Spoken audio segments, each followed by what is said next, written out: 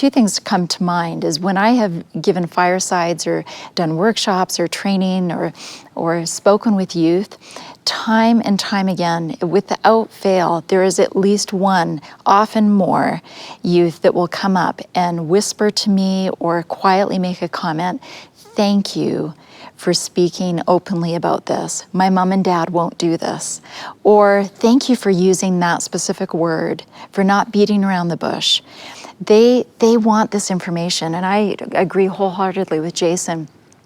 We sometimes insult their intelligence unwittingly, unknowingly, by our desire to protect them, but yet our openness is respected by them and wanted by them. Wow, what a powerful lesson. So our children are yearning for the truth. They are. And if we just tell them the truth, especially from the gospel perspective about how beautiful and sacred sexuality is within the bounds of marriage, and we arm them with the word of God, as it were, that they will be protected, that they'll be strengthened, and we don't have to be afraid of, I can bring this up and they aren't instantly going to go off the deep end and have all these terrible things happen to them. Just the opposite. Right. Well, in fact, some people, will mention that they're focusing on the young men and young women in a ward or in a stake. And I'll say, well, what about the primary? What about senior primary? And I'll get an odd look.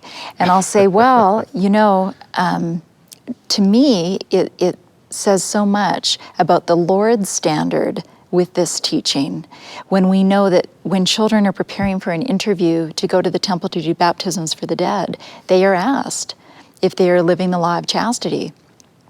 Many youth don't even know what that is when they're asked that question.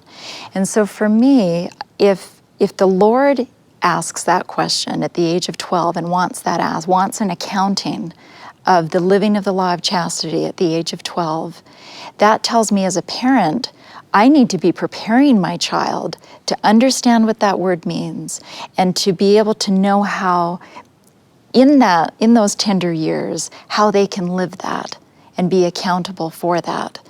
And so for parents that are thinking, oh, this is 13 and up, this is middle school, high school, I would really invite parents to consider and